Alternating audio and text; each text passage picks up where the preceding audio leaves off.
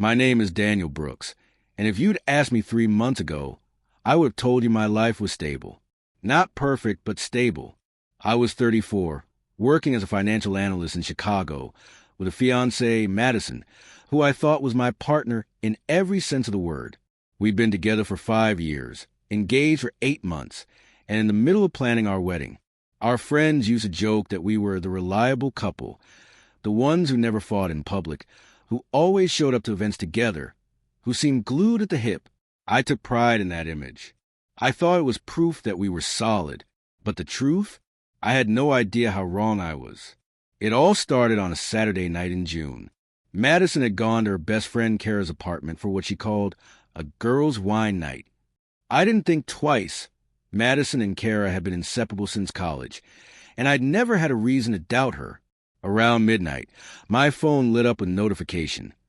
Incoming video call, group chat, wedding squad.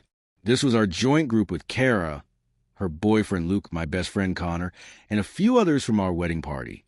Madison must have hit the call button by mistake while tipsy. She'd done it before. I almost didn't answer, but curiosity got the better of me. The second I connected, the screen filled with chaotic images. Kara's living room, wine glasses scattered everywhere, music in the background. Madison was front and center, sitting cross-legged on the floor, her cheeks flushed, eyes glazed in that unmistakable drunk way. She was laughing too loud, gesturing wildly with a half-empty bottle in her hand. No, seriously, she was saying, I had to do it. You guys don't get it. A couple of people in the group were trying to quiet her down. Connor, looking confused, said, Madison, you're live. Dan's here. She squinted at the screen. Danny! Oh my God, baby, you're here.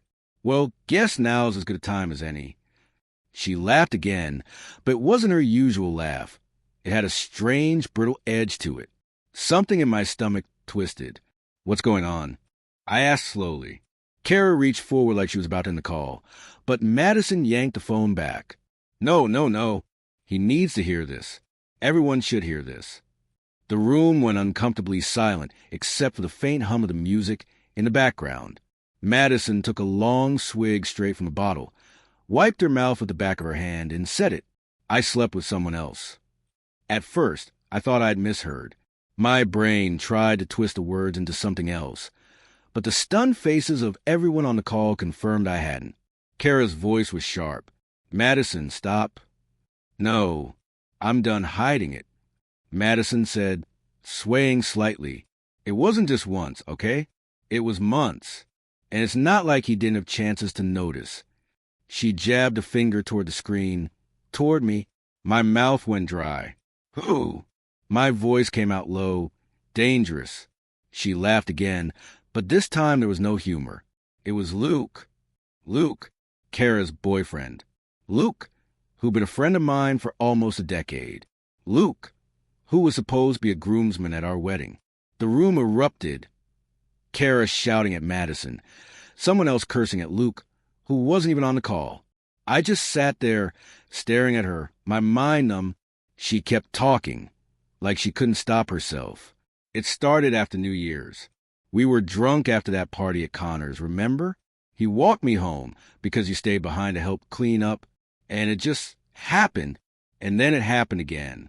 And again. You were working late. I was lonely. He was there. Shut up. Kara's voice cracked like a whip, but Madison only smiled in this sad, reckless way. I wasn't going to tell you, Danny. I was going to marry you. Pretend it never happened. But, she hiccuped, I can't look at you without feeling like a liar. So, now you know. The call went dead.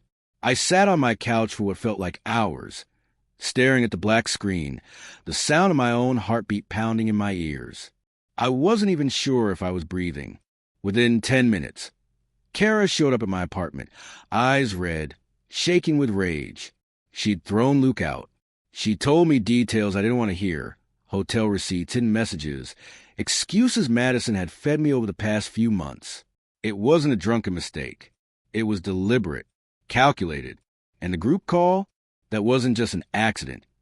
It was Madison's guilt clawing its way to the surface until she couldn't keep the mask on anymore. By the next morning, My engagement was over. My groomsmen list had been cut in half, and my so-called stable life had shattered into something I barely recognized. Madison tried to call me dozens of times in the following days. I never answered. I didn't need more explanations. I'd already heard everything, loud and clear, in front of an audience. It's been 3 months, and I'm still piecing myself back together. But one thing I've learned, when someone shows you their truth, even in the worst way possible, believe them the first time. 3 weeks later, I saw Madison one last time. Not because I wanted to, but because she showed up outside my building, leaning against her car like she owned the place. She looked nothing like the confident, put-together woman I'd been planning to marry. Her hair was messy, her makeup smudged, her eyes bloodshot. She was holding a small box, the engagement ring I'd given her. "I'm sorry," she said, her voice small. I just stood there, watching her twist the ring in her fingers. "Are you sorry for what you did?" I asked. "Or for the fact you got caught?" She flinched but didn't answer. "You didn't just ruin us, Madison," I continued. "You blew up friendships. You humiliated people who trusted you. And for what? A thrill." Her lips trembled. "I didn't think it would go that far." "It went exactly as far as you let it," I said. I took the box, not because I wanted it, but because I wasn't leaving any more pieces of myself in her hands. Without another word, I turned and walked back inside. That night, I tossed the ring into the bottom drawer of my desk, buried under old receipts and things I never use. I'm not sure why I kept it. Maybe as a reminder, not of her, but the moment I learned the truth in the most brutal way possible. Because the thing about the truth is, it doesn't matter if it comes in a whisper or a drunken shout on a group call. Once you hear it, you can never unhear it. And in my case, it was the loudest, clearest thing I'd ever heard.